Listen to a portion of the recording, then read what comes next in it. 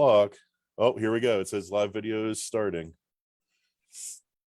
We are Glad now you got live. indicators because I don't. We are now live for the first time ever. So what I understand about this, Chris, and I'll introduce you formally here in a second, but it takes a while for people to jump in and see things. And I'm trying to monitor this from Facebook's backdoor portal to see, keep in touch with comments and everything like that. But it looks like we've already got 4 viewers. So let me welcome you all to the first ever Vagabond Chef podcast. Hey, Jessica, how are you doing? We're going to call this Friday night on a Sunday because this is the service industry's Friday night often. We usually work through the weekends for all you fine folks that get to take those days off, and we squeeze our days off whenever we can. How often does that happen, Chef? I don't know. What were we doing this morning? That kind of, we take it as we can get it. Sometimes it's Sunday, sometimes it's Wednesday. You take it as they come. Sometimes it's once or twice a month. But I want to welcome everyone for joining us either live or after the fact. As my understanding, this video will stay around on the Facebook page indefinitely. And please jump in, ask questions if you want to. We're going to keep this real loose and fun. And I want to introduce our very first guest, Chef Chris Kefauver. It's Kefauver, correct? Am I saying correct. It right? That is correct. I want to make sure I get those names right. So Chris, if you wouldn't mind, just tell us a little bit about yourself. Obviously we've got some connection to West Virginia Northern, but to introduce yourself as though we had never met, if you can remember that time. Well, that's been a few years. That was pre-Guy Grocery and everything. So, but for those of you who don't know him, my name's Chris Kefauver. I am the program chair for the Culinary Arts and Hospitality program at West Virginia Northern Community College. I've been at the college for approximately 20 plus years. I've been in the industry for about 35 or so. I did work in industry for about 15 to 18 years before I started teaching full time. What's one of many hats I wear. I'm obviously a father. I have 5 great kids and a granddaughter, and I am also a retired Army. I did 22 years Guard and Reserve. Let's see, what else fun things do I do? I'm a soccer referee. I've worked with a lot of volunteer local events in the area, mostly in logistics, because that's what some of my Army training was, in logistics. So I really enjoy. Can be a kitchen nightmare, can't they? Trust me, logistics, they are, and I don't think a lot of people understand that, and it takes a lot of, for any event, whether it be the kitchen, whether it be moving your house, whether it be going on vacation. Right. Logistics, you have to look at all that stuff. So I thank Mother Army for giving me a hand with that one. Yeah, we got to have our mise en place. If you all have been following any Vagabond Chef stuff or checking out any sort of food content, you probably had heard that phrase, getting everything in its place and just being ready to perform. And I think that's something that comes into play every day. That's right. Set your mise sets you. Yep. If you don't have your mise set, you know those days, Matt, when you don't get your mise set for dinner, what does karma bring you? It brings you a bus. It brings you a bus. When you're set, it can or it cannot bring you a bus. That's right. But sometimes the bus runs over you. Sometimes you just get on it. I'm sure as this grows and develops a following, I'm going to have you back on. But one of the reasons I really wanted to talk with you today was I feel like you're an unsung hero in the culinary industry. You work really hard and do a whole lot. You're always there to support those of us in the industry or people coming up in your job as an educator. And I thought maybe it'd be a good idea to shine a light on that and let people know what all is going on out there, because a lot of what we do is literally behind closed doors. I appreciate that. I appreciate being your first. I appreciate that. I've done a lot in the jobs I've done over the years. I've been to a lot of support. I like working with new culinarians. I like teaching them new things. We always run into a couple people here every now and then. But I like when they learn and grow. It took me a few years, probably about 6 or 8 years, until some students came back to me and said, like, Chef, I'm out in the job now, and something you taught me, it just makes sense now. Yeah, and I don't expect that from everybody. Those are the happy stories. Mm-hmm. I've had the privilege of having some of my graduates come back and teach for me. Oh, cool. So that is an actual privilege in itself. I've kind of become, I well, guess what I tell my kids lately is I've become the old professor in the corner office that everybody comes to talk to. And I guess I don't take that lightly. Yeah. So, but Amanda's joining us from the living room upstairs. Hi, Amanda. How are you doing? So, Chef, let's get into the past week and a half that we've been, practically buddy Siamese twins. That's right. You've been my A driver. You've been my buddy. You've been my sous chef. I've been your sous chef. Yeah. So let's see what we started out last on Monday. We started out in Morgantown. Well, the week before, at the end of the week, was when the ACF was in town. I thought that's maybe right. we'd start there. Forgot about that. Yeah, it was out of my head. A whole week and a half ago. Seems like years ago now. Yes. But I thought we'd talk a little bit about the ACF, what that is and what it means, and their role in the industry, and maybe how it touches upon what you do at the school a little bit. All right. So for those of you who don't know what ACF is, it's an acronym, and it stands for American Culinary Federation. American Culinary Federation certifies programs and individuals. I personally am a certified executive chef. I've been through practical testing and written testing, as well as experience to obtain that certification. And just like any other certification, you have to maintain that over years. I have to get recertified every 5 years, so on and so forth. But they also accredit West Virginia Northern as a ACF accredited program. Northern is one of 2 current programs in the state of West Virginia that is ACF accredited. There are 4 5 programs across the state of West Virginia that are culinary programs. But this was our year. We were up for reaccreditation. So I had 2 chefs, one from Ohio, one from in the Baltimore area, come by and do their go through what they call the knowledge and competencies. Make sure we're all teaching what we're supposed to be teaching. Right. Because again, just like any certification, you have a set of standards that you have to meet. So it was our turn to do that. And fortunately for myself, I actually have traveled to be one of those adjudicators for ACF as well. So it does make it a little. Which is harder? Well, when you're getting adjudicated, trust me. Yeah. So that's really important to have that set of objective standards and kind of hold people's feet to the fire, I think, right? Because these days, any old guy off the street can call themselves a chef, right? Unfortunately, you are correct. Unfortunately, yes. And, it took a lot of years for me, even before I started teaching, to kind of, wrap my head around what a chef is. What's the difference between a cook and a chef? Yeah. I know, to me, the difference between a cook and a chef is experience and managerial activities. Chefs and cooks both cook. Yeah. We all work the line. We all work the banquet department. We all work the bake shop, like I did this weekend.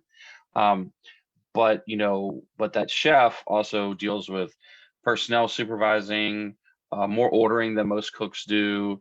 They deal with strategic planning. They deal with all those planning as an organization. Right. And it took me a long time to wrap my head around that. Again, where I came from, working for large corporations, Sodexo, Marriott, those kind of guys, they had positions, and they had position of executive chef, but I only held 1 or 2 of those. A lot of those for me were kitchen managers or general manager, those things. So we were able to get through that. We've got a couple of issues we got to work through, but it's not atypical of any visit that someone might have. Right. And then got through that, had a couple of days off. Then Monday we were in Morgantown for the West Virginia ProStart competition. You and I were both judges. You were a tasting judge for entree, correct? Yep, that's correct. And I was on the floor. I was on the floor. Yeah. I got to do what you do at National. So yeah, I really love being on the floor. I always tell my co-judges that's where the rubber meets the road, and you're seeing these teams. Maybe we should back up a little bit and explain ProStart. And correct me if I'm wrong here, Chris, but it is a national program under the umbrella of the NRA, not the one with the guns, the National Restaurant Association. And it works with high school and VOTEC students to teach them culinary skills. And those schools can choose to have a team that then competes on a state level. And if one of those teams wins at the state level, they can then proceed to go on and compete at the national level, which is currently been held in DC for the past several years. And I'm fortunate enough to be able to judge at that level as well. But the teams come out, there's a culinary team and a management team. Jump in anytime here, Chris, if I get anything wrong. You've done it a lot longer than me. Yeah, West Virginia ProStart has been around. This is the 21st year that West Virginia has had the ProStart competition. We've rotated through different parts of the states over the years. But Matt, you're correct. It's culinary and management. And, as you know better than I do, because you see the plates, I usually see the before and the during. Yeah. Some of these plates are superior to what you're going to find a lot in a lot of facilities. Yeah, that's for sure. Now, have you been with ProStart from day one, or? I was not. I was about a year behind when I started teaching. You and I both have a cohort, Chef Rocco Basil. Mm-hmm. He has been a mentor for Wheeling Park High School since day one, since the first competition. He still continues. Rocco was there for a few hours. The boss kept him busy. Right. But he has always been a supporter of that and always worked with those teams. I kind of flip-flop between working with John Marshall, or if they don't have a team, I'm a judge. So I kind of flip-flop back and forth. But it's really interesting. These kids have 1 hour, 2 8-foot tables, 2 butane burners, no electric, nothing else. Everything is hand energy. And there's a team of a max of 4, minimum of 2. They create 2 plates of a appetizer course, main course, and a dessert. And these guys are they're producing things I need machinery for. Yeah, that's amazing. I always come away from the competition energized about what is possible in our industry, and I steal ideas from the students all the time. I mean, they come up with some really great stuff. Right, and they work with a lot of good mentors and teachers across the state. We really do have a lot of good people like yourself who will work with these high school teams. You and I both have done that over the years. There's chef mentor for every team. These chefs give up their time. They come in, they work with these kids. The educators, some of the educators are equal to you or I are in ability, some are not. But those chefs come in and they help, and they help form these teams. This year we had 12 teams from across the state. I've seen as many as 16 teams in the state of West Virginia. But it's a very good thing. I mean, the amount of scholarship money that is given away at the end at the awards banquet, even for those who don't win. Yeah. I want to say it was in the neighborhood of $1 million this year, somewhere in that ballpark. Yeah, it was very impressive. Yeah, I mean, and you go to national, and I'm sure that's even add a couple zeros to that one. Right. Yeah, exactly. So these kids are. Go ahead. Go ahead. No, you first. So these kids are not only performing, for lack of a better word, for competition, but they're also performing for dollars. And these kids, there's a lot of good reasons and ways for kids to go to college these days, especially in the culinary world. But these also provide additional dollars for those folks to help to try to get a culinary education. And the investment level is really awesome to see. I think we all deal with that in our lives, whether it's at work or at school or whatever. But it's hard to teach that sense of urgency and that investment. And it's really cool to see once you get to the state level and you're competing at that level, those kids' butts are in the game, and that's just really neat to see that, and to witness that passion kind of get ignited. And then I feel like it's part of our job as judges and mentors and educators to fan that in a useful direction. Right. I know as far as educators and mentors and chefs and whatnot, when we see each other, and you and I see each other quite often. But there's some of the other chefs that you and I work with there that, we see them once or twice a year. And I think it's a good thing because the students see how we react with each other and how the camaraderie that we have and how we communicate and how we move. And again, I think that's a good example that we set for the students. At least that's our goal, I know. And, they can see what are the possibilities. We have folks that come in from other states. We have Mhm. folks who come in from schools. They're coming from industry. They're executive chefs. They're food and beverage directors. They're just chefs. All kinds of different levels. So I think it shows the students what the possibilities are. Right, for sure. And selfishly, I really love the networking and meeting the other professionals and talking to people about the shared experiences and the different paths that we've taken to get to where we are. This year, Damien Heath from Lot 12 Public House was on my team, and I'd never gotten to meet him before. I'd heard a lot about Lot 12 and haven't got to eat there yet. And just what a cool guy. I was really glad that Tammy talked to all the West Virginia chef ambassadors to throw that welcoming out to them. And Libby Knoll came in as well, from down in Summersville. I think that was, and Cody was in from Cody's in was that in Clarksburg, I think. Bridgeport. He's in Bridgeport. Yeah. So it's always great to see Libby and Cody, but it was really awesome to meet Damien, and got to work with our friend Andrew Nutter again down from IUP. He's always a great time, and really insightful guy, and a lot of fun. So the camaraderie is really, really great. A lot of times we're getting beat up back there in the kitchen, and to be able to shake hands and hug someone who really gets it feels pretty awesome.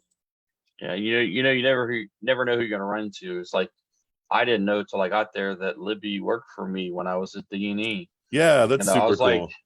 wow. I mean, I honestly, from D&E, that's happened to me like 2 or 3 times over the years, and we always run into people. We talk to people.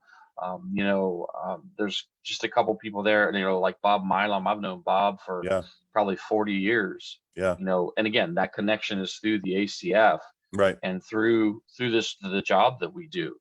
So it's very fortunate, and it's a good experience. So we have our state winners. So they're Monongalia Technical School, I think it's called now. Iowa's called MTech. Are they From not the first team to bring home the Hospitality Cup in several years? Unfortunately, they are not the first. It's Okay, only happened like once or twice. okay, but in a long time. Yeah, And it's been a number of years. I can remember years ago. It's probably been 10 years. I believe Carver did the same thing. Came that home with sounds. both. And just to let you all know, the Hospitality Cup is the name of the event, but it's also the prize that a team gets if they win first in both management and culinary, which is not an easy thing to do.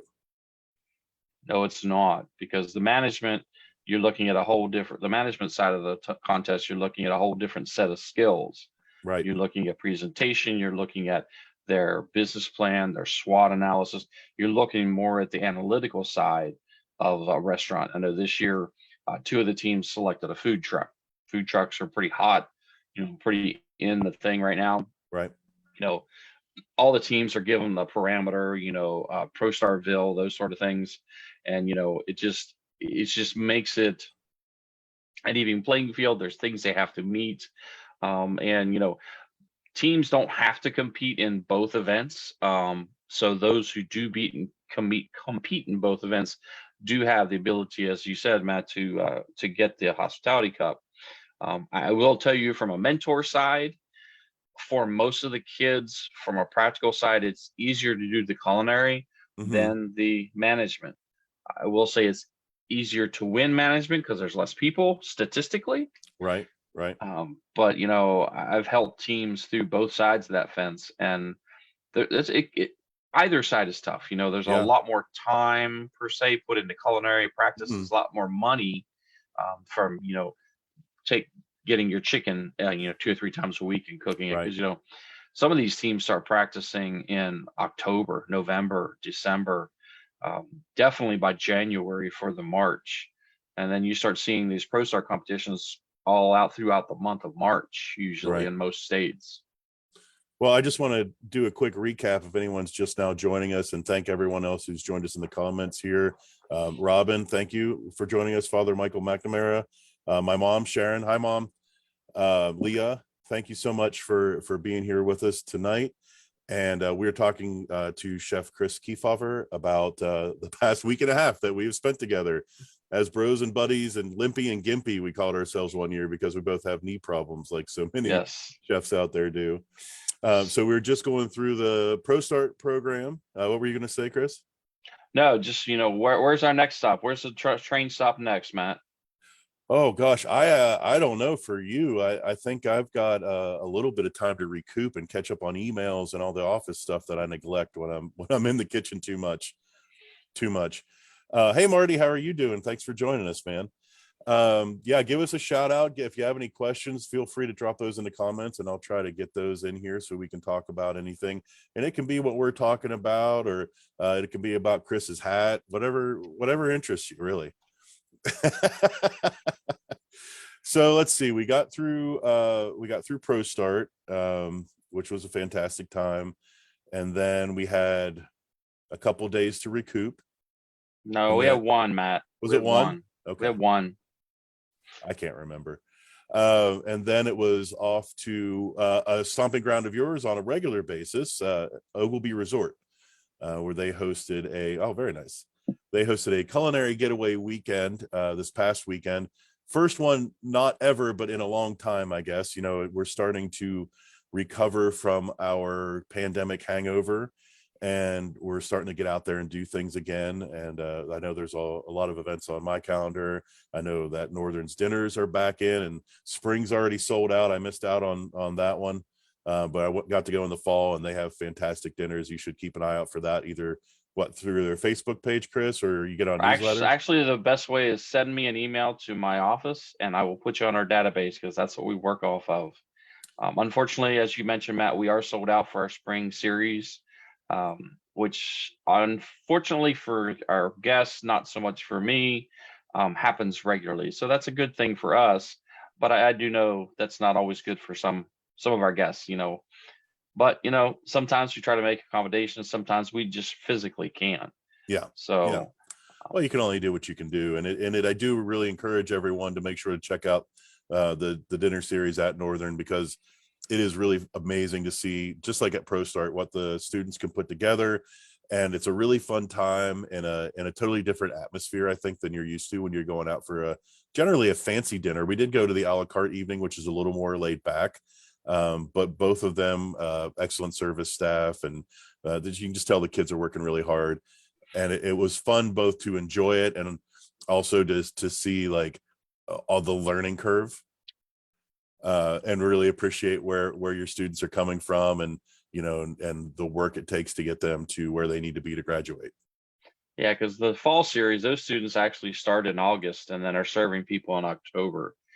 So it's a real steep learning curve for them.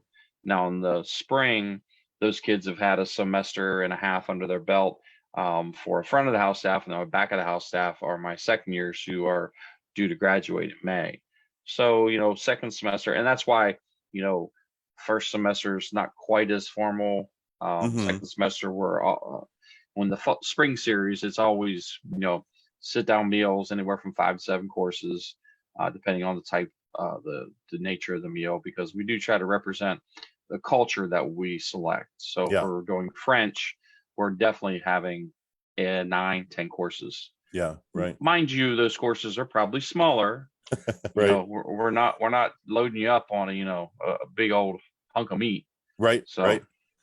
Well, so tell us a little bit about this, about Oglebay. I'm sure a lot of our watchers have been to Oglebay, but maybe they don't know, especially people who are more local, maybe have not stayed at the lodge or eaten at the lodge or Glassworks or Illenfeld. And that is your third home. so I don't know. I lose track. I like at Northern. I've worked there part time for 20 years. I also Yeah. was an intern there when I was in college. Oh, that's cool. Yeah, so I had a little bit of knowledge when I went back. And so what we had this weekend was our gourmet getaway. It started Friday evening with a reception. The chefs came in. We kind of mingled. Two of the Oglebay chefs were doing. Chef was doing spatzel. Chef Ash was doing some scallops. I had to think for a minute. What's Oh that yeah, yeah. called? Well, that spatzel was really cool. I had never seen it done that way before with the No, board. And so the Chef Mirko had it looked like a cutting small cutting board. board. Yeah, Yeah, and it had a handle on it, and he was getting it wet, and then he had like a palette knife, and he put the dough onto the board and then was shaving it into a pot of boiling water. I do have a video of it. I'll put up on my Instagram when I have time to pretty it up a little bit and find a soundtrack for it. But it was super, super cool. I like you, Matt. I've never seen it done that way, and I did ask him about it. And he said he's had that board since he was in apprenticeship training back in the day, and to him, that was the same as his knife kit and everything Yeah. else. It came with him to every job, and he's had the same board since he went through his apprenticeship. So Yeah, I'm sure that board means a lot to him. I'm sure it does too. And that was one of the things that was really cool about the time that we got to spend there and hear Chef Mirko's stories from he grew up in Berlin, way before the wall came down, and we got to hear some stories about that and his career and the things that he has done. And what a great opportunity to join a bunch of other culinary professionals to go up there and just show all the folks that came out for that weekend a really, really good time. So it was yourself, me, obviously Chef Mirko. We had Tyler, and I don't remember Tyler's last name. You're not doing better than me. Oh, so. Shoot. Awesome dude. I just called him Tyler all weekend, so I don't remember his last name. He was in, I think, from the Seven Springs area, and he had actually Correct. worked with Chef Mirko in the past. Super talented, cool, and laid back dude. Always enjoy the chefs who are like competent and calm. It's really nice. Libby, Because sometimes we're not. We all have our moments. Libby joined us again. I don't know how she got away from the vault on Main so often this past week, but she came up, was checking in with her team, and they actually received a couple 5-star reviews this weekend while she was away. I know that made her feel a lot better about her absence from her home restaurant. And then obviously the ever fabulous Chef Rocco Basil. So my God, we had a fantastic time. I would say it was groovy, man. It was, it's nice to see chefs come together and work together for a common goal, because while yes, each of one of us took a part of the main meal on Saturday night, we also understand that how does that go together? Right. We can't work independently of each other. There's just not that many hands. Right. So it was I think it was kind of nice for the Oglebay staff, because they got to sit back and not have to worry about getting that meal out, because we were there just getting there done. Yeah. And so what happened was each one of us would pick I picked dessert, you had the starch, and we did demos on that in the afternoon, gave guests an opportunity to ask questions about what we're doing on that particular course, or what we're doing with anything for that matter. I know Chef Rocco ran out of time, so he taught him how to make hollandaise. Yeah. There was hollandaise was not on his course. That's Rocco for you. That's right. So Amanda chimed in on the comments. It's Tyler Dintman is his last name. Yeah. Dintman. Yeah. Thank you, Amanda. Heck of a great guy. Amanda's always there to catch up where I slip up. So I appreciate that. Sweet. Thank you, sweetheart.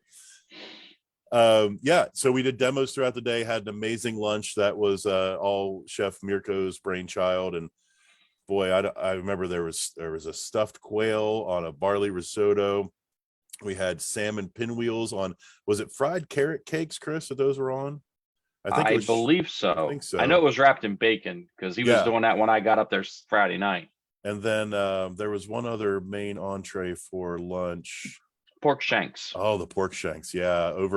This was great. Sauerkraut mashed potatoes. So like German cold cannon. I thought that was fantastic. Great flavor on it. And then the fried onions went on that. And then everyone was talking about how the shrimp bisque was giving them a nice warm hug. We had some delicious smoothies and drinks. There's Ashley's here. Ginger carrot pancakes, she said. And Ashley, am I right, made the drinks. I believe that's correct. They were awesome. I believe her that they probably all would have been better with a little shot of vodka in there, but they were really good. It was still before 5. Yeah, it was. But they were good as Shirley Temples as well. We all enjoyed the heck out of them. And then we had some awesome desserts. There were I never know how to pronounce it. Is it macarons? Macarons. I always say the wrong thing, so that's why I was trying to not make a fool of myself. Well, that's because you're not a dessert guy, Matt. I'm not. You need to go to the dark side like I did this weekend. Yeah, I'm still working on my breads, man, but I'll let you take me under your wing here at some point. Sure, because you know where it started for me? Breads. Yeah, 4 or bread's 5 years ago, I got into it, and I mean, I got my couple that I do, but I'm more adventurous now. yeah. Well, they've always said, bread is a bakeway drug, so dad jokes, man. I got tons of them. That's right. You are a dad now, so you got them, man. Yeah, yeah. I've been training for this my whole life. And then we had for desserts, other than that, we had there was a carrot cake that I was a big fan of. I don't know what there was one that was like cream with fruit in it. I took that one back to the room for Amanda to try, and she loved it, but I don't know what it was. It looked amazing. So anyway, sure Ashley will cock in there if she's still around. So amazing lunch, and then we went back to demos for a little while, and then they had a wine pairing. Do you know much about the wine pairing? We were in the kitchen. I do not. Yeah, that was go time for us. I think we were too busy trying to get ready for that. Yeah, and then we started taking out the courses for everyone. So let's see if we can remember what the courses were, Chris. Libby did her ramp potato pierogi, correct, on wilted greens with some sort of a white sauce that I don't know what it was, but I helped put it on the plate. I missed that part too. I was still finishing desserts. There were a couple extras, and hopefully you got to try one of them. They were phenomenal. And then Tyler did the salad, which was super awesome. He had I think there were some dates in there. I'm not sure what the dressing was. There was fennel, and I want to say it was a vinaigrette of some sort. I can't remember. And it was like a bitter wintergreen, wasn't it? I know there's frisée in there somewhere. Yeah. And then was the entree, which was Chef Rocco did the protein. He did a stuffed chicken breast, but it's what it was stuffed with. That was pretty amazing, because there was rabbit sausage in there, and it's farce. Technically, it was a farce. Oh, okay. Well, technically, this is where you're you know a lot more about this than me. So explain to us what a farce is. Especially, I mean, if you think about it, pepperoni technically is a farce because it is ground meat put in a casing. So, but that that's again, we're going back to the original French cooking. So it was called a force meat or a farce. Mm-hmm. And I know in Rocco's he had Italian sausage, he had rabbit, and he had a bunch of other spices, and then he stuffed the airline chicken breasts, which, for those of you who are not familiar with an airline breast, that's a boneless breast with the exception of one bone. It has the one leg bone in it, so it looks pretty. Mm-hmm. And then he stuffed those, and then he brought them down to school on Thursday night, and we smoked them. We put a little bit of cherry wood on smoke on them. And you didn't bury them in smoke, which is one of the things I really liked about it. They were kissed by the smoke. You got an essence of that cherry wood, but you still got the taste, because chicken's pretty delicate. Correct. So you don't want to bury that flavor. And I thought it was done very, very well. I didn't realize you did it at your home kitchen though. Yeah, we did it down on my place, and because I have a little more room than he having to drag out his brother's smoker. Right. And then of course they only smoked for probably 20, 25 minutes. And with chicken, again, as you said, that if you leave them in there, they'll really take on that smoke. Right. So smaller pieces, smaller, more delicate, let it go just a lot shorter. I could definitely tell, we kept them in my walk-in overnight until we brought them up Friday. And I walked into my walk-in Friday morning, and I was like, oh yeah, we smoked something last night. Nice. Yeah, so those I thought those were amazing, and that went on the plate with. We did some roasted vegetables, and then I did. I thought when we were first offered this gig, I said, "Well, I'm going to take something that's the least interesting and try to add value to it and do something really cool with it." And I have a love affair with soup beans. But you're not. It's just not soup beans, Matt. You had those jalapenos and the onions on top, and well, that was my churched up soup beans. So trying to make them fancy, and did them with some of the bacon I believe you guys made at school there. Outstanding. I love that. Oh, it was so good. So yeah, we did the nice creamy soup beans. I did a sweet and spicy pickled red onion to go on top. Cornbread dust. Chef Dave at the home restaurant worked really hard on getting us this perfect cornbread dust. It was very much appreciated. And then we also took some of that bacon and cut it into more of a lardon shape and candied it with Family Roots Farm maple syrup, a little touch of cayenne and some brown sugar. Buddy, I was pretty happy with how they turned out. It was good, And I think it especially the complemented well. bacon. Yeah, I really like the bacon. And I can't take any credit for that. But and then we had your wonderful desserts, of which there were 3 for a table full of people who were absolutely stuffed. And I'm sure that there were desserts going into purses and into cargo pockets. Well, I saw some to-go trays leaving that night after, because while we were sitting around afterwards, I saw some to-go trays leaving. So what were your 3 desserts again, Chris? So we had a French pommier, and it had chocolate and apples inside it. And then that was covered with pistachio dust. See, dust seems to be a theme. Yep, dust is And then good. we had a strawberry rhubarb tart. And then the other one was a Dutch apple cake. My take on it was about like a muffin size. And then that was served with a caramel sauce. And my first initial, you and Libby had all like come out with the Appalachian West Virginia theme. I'm like, I want to stick with this. So I kind of went with, what is a fruit that West Virginia is known for? And that's the Golden Delicious apples. Yeah. And that's where that came into play. And then, okay, apples go with strawberries and rhubarb, kind of that laid back comfort food. And I was like, okay, but chef still wants an international theme. So let's get some French pommiers. Okay, so how do I pull that in? And trust me, I didn't do it on my own.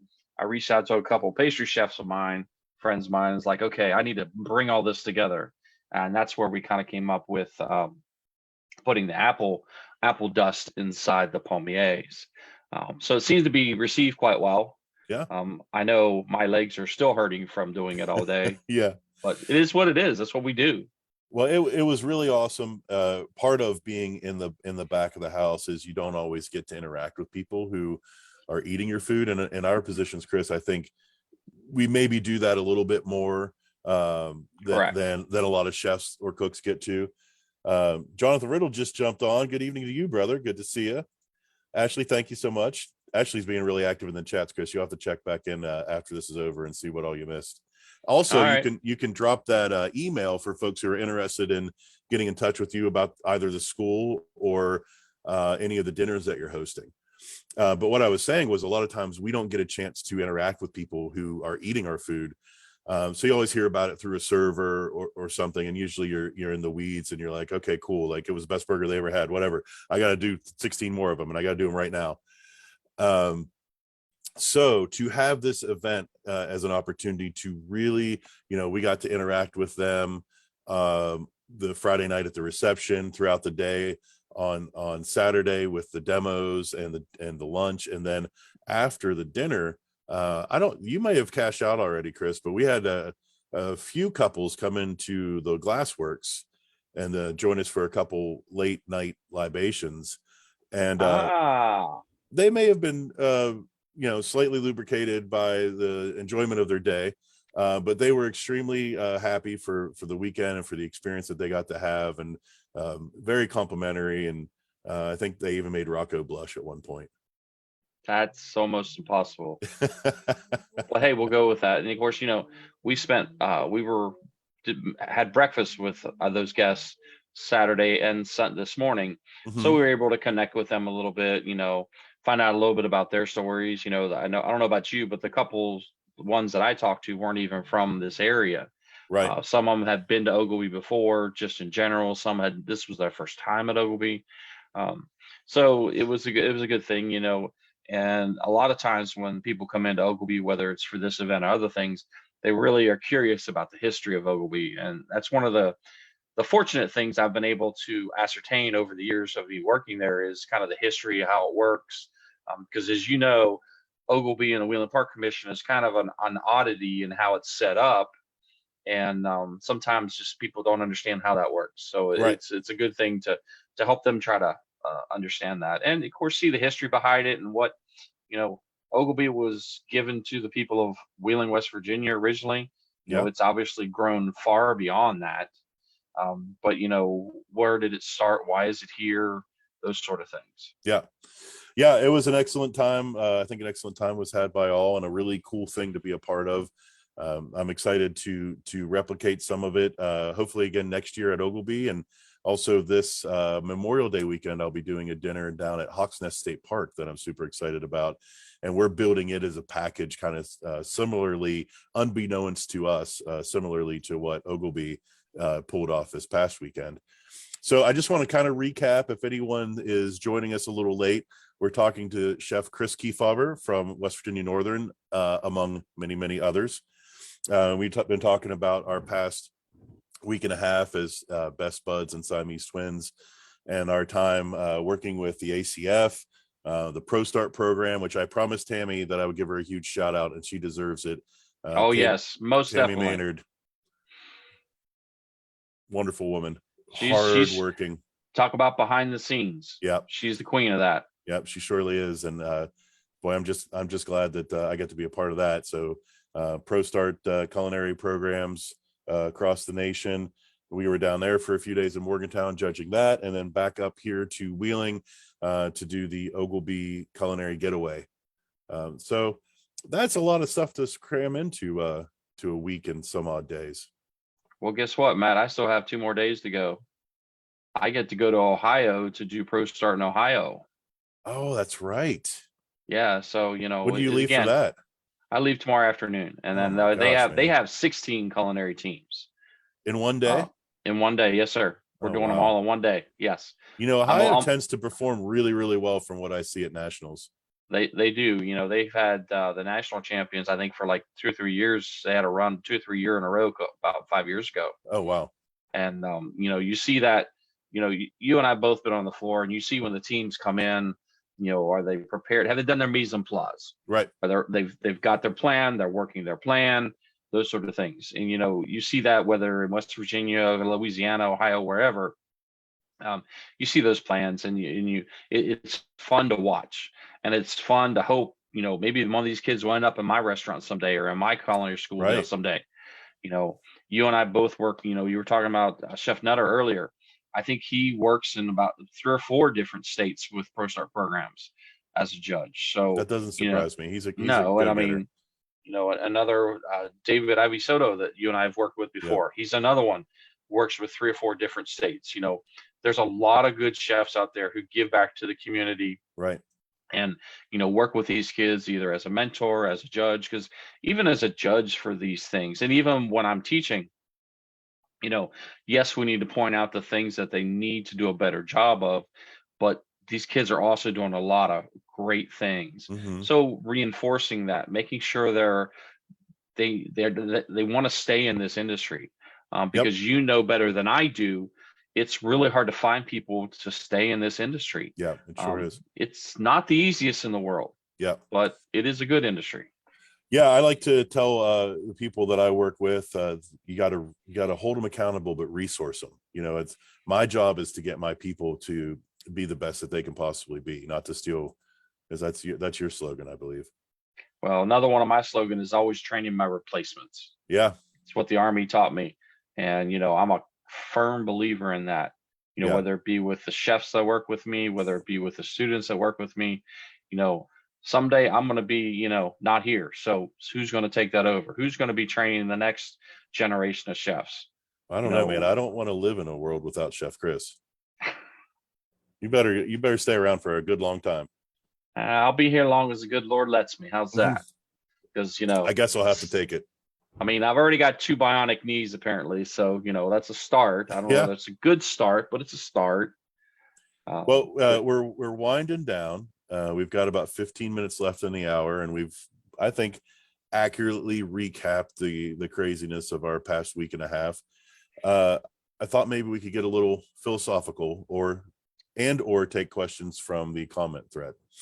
That works for me, man. So I'm curious, Chris, why culinary? What was the hook? Well, my first hook was my mom was an OR nurse. and she worked a lot as an RN or school clock call. And see, back in our day, Matt, you didn't have McDonald's in every corner. You didn't go out to eat all the time. Right. And God love my dad. He's not a cooker, as my children would say. His repertoire was baked beans and weenies. So that was one of those things. I love baked beans and weenies. I mean, I don't mind them, but every week Gets a little old. So mom started teaching me how to cook, and then when I was in high school, Miss Corey, the cafeteria lady, came to me and was like, "Can you help me out?" Because I known her from other things. And she's like, "I need somebody to serve the line for like 30 minutes every day." I was like, "Okay." I got out of class and I got paid in food. There you go. And then, because believe it or not, when I went to college, I wanted to be a veterinarian. Is that right? I grew up on a farm. Yeah. Rode with veterinarian my senior year in high school. I was set. Then I met freshman biology. It was dancing the two-step, and I was not. I was in jazz or something else. So, kind of refocus, and because I worked in food, I got a job in the cafeteria. So just kind of, I have tried to leave twice over the years before I started teaching, leave the industry, and I just keep coming back. Yeah. The good thing is, we can usually see immediate reaction from our guests, good and bad. Right. It's nice to hear, that guests come up to you and say on their wedding day, and it's like, you know what, your service, your food was excellent.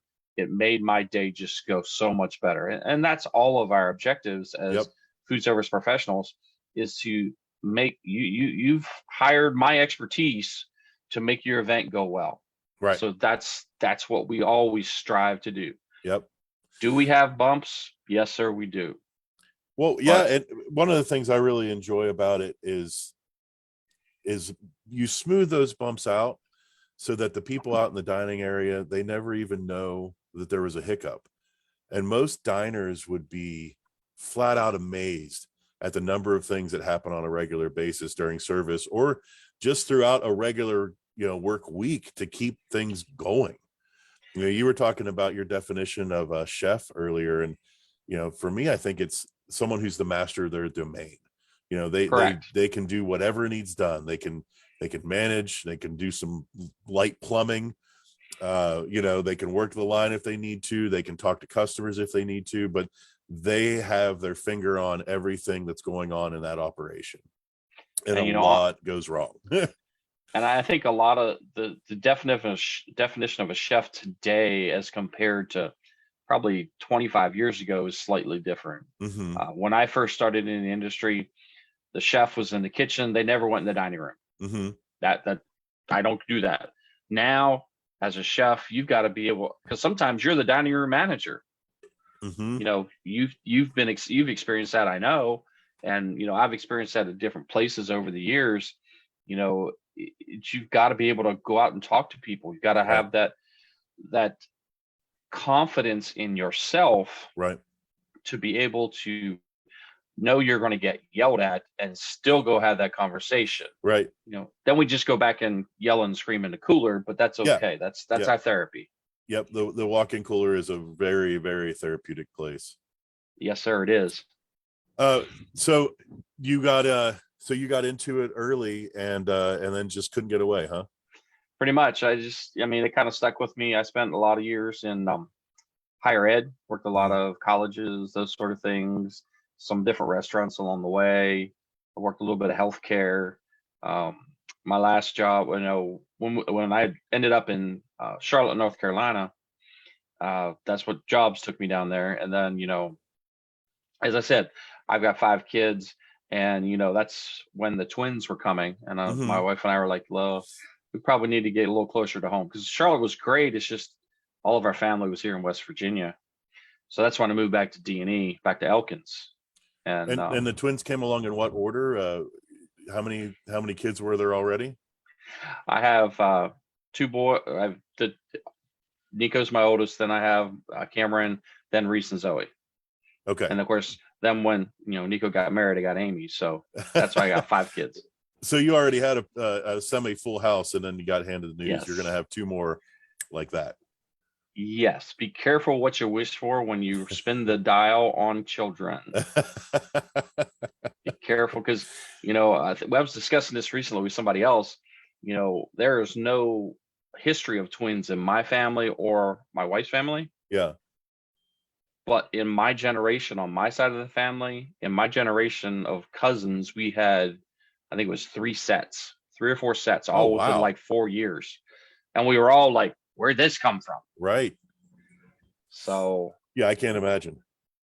oh yeah, I still remember when Lucy told me. I sat down in the driveway next to the truck wheel and was going, twins, twins, twins. That would be, So, I mean, that would be hard to process, but I got to talk to him today. You got wonderful kids, man. And thanks, man. they are truly a clone of you, which is a compliment because I think you're a hell of a dude. Well, thank you. I appreciate that. I don't mean to be, but it is what it is. I don't think you can help it. You're obviously not doing it for the fame or the fortune. Nah, I'm cool with that. I'm fine with that. I do my job. I help people. I do my best to try to help people, and again, trying to train new people because this industry in this world needs to be left in good hands. So Yeah. the only way those folks are going to learn that is from people like you and I, teaching and handing down those skills. One of the bigger things that I teach, probably more than you do, is classical basic skills, because that's the hallmark of what we do. Right. People think when they graduate from Northern, they're ready to run a restaurant. Nope. Put the Yeah. brakes on there. Right. I'm going to give you the very best skills you can get. I'm going to give you as much experience as I can give you, but you have to do something with it as an individual. And what you do with it is different for different people. Right. Just like it is in our industry. How did you end up in this, Matt? Really think about that. Yeah. I think about it a lot, and at the time I was hungry and I just wanted to eat. It does have, we don't go hungry if we work in kitchens typically. You're right.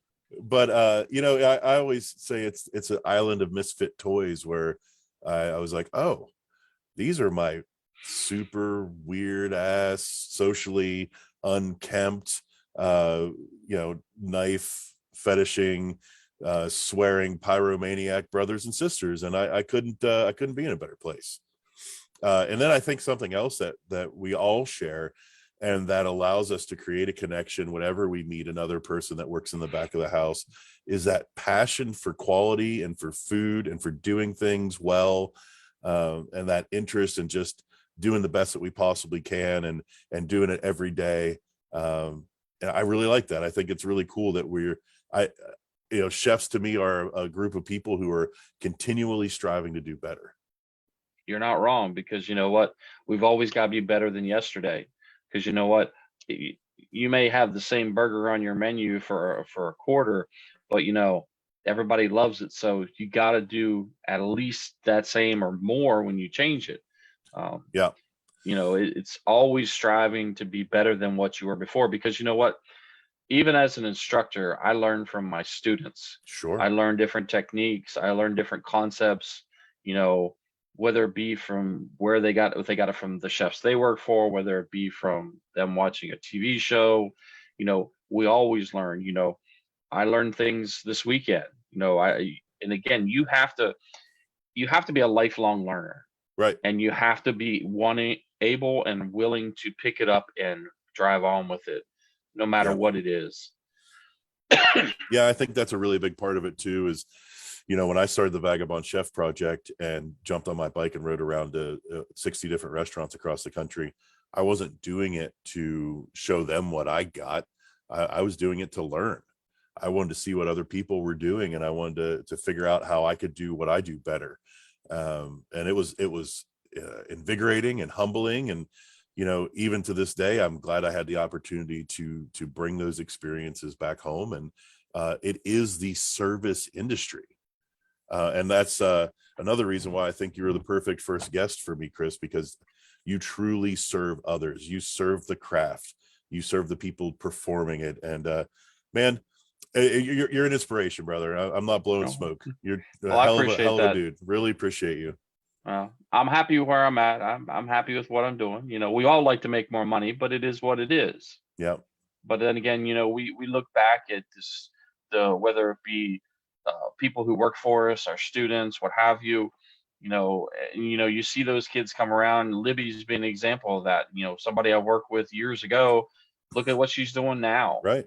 Those are the success stories that you and I see. Right. And it may not hit you at first. I know when I first started seeing that, after teaching 5, 6, 10 years, it's like, okay, yeah, whatever. But as you sit back and become the old guy in the corner office, you're like, and then you're looking at them going, can they take my place? Because, well, I'm not doing this forever.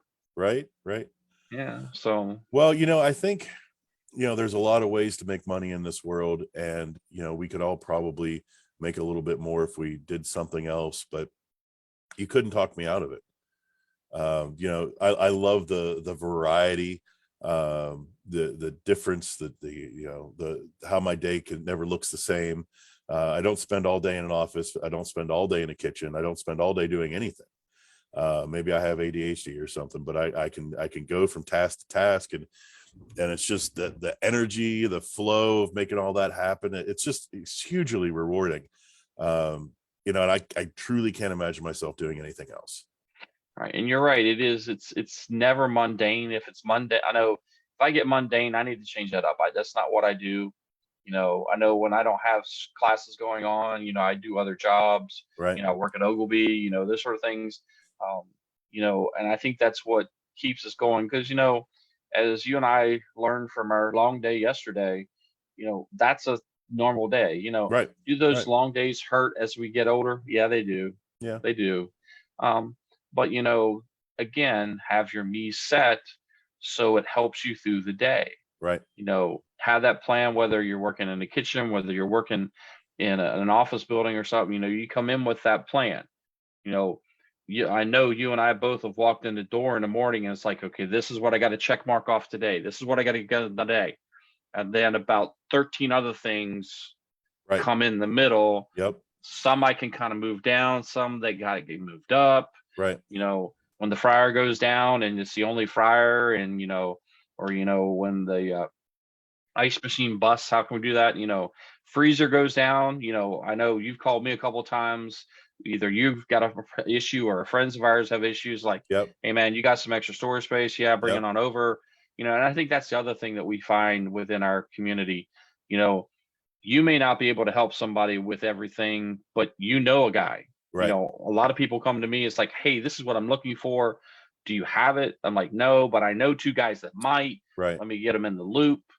And I think that's what we really do, whether it be, chemicals for the dish machine, whether it be, I'm short on silverware. I got a big event on Sunday. I need to borrow some silverware to get through the day, those sort of things. Right. Absolutely, man. Yeah. I think if you're stuck in a rut, then your food's going to be stuck in a rut. Yes. And routine is a killer. That routine is what makes your life disappear. And man, there's no routine in our industry. It's different all the time.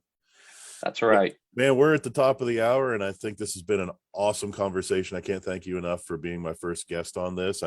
Seems like it's been really well received, and people have been into it. So maybe it's something we can keep doing, and I'll have you back on. You can maybe be a sidekick one time. We'll have somebody else, and we can both interview them, or I don't know how this works. I'm figuring out as I go.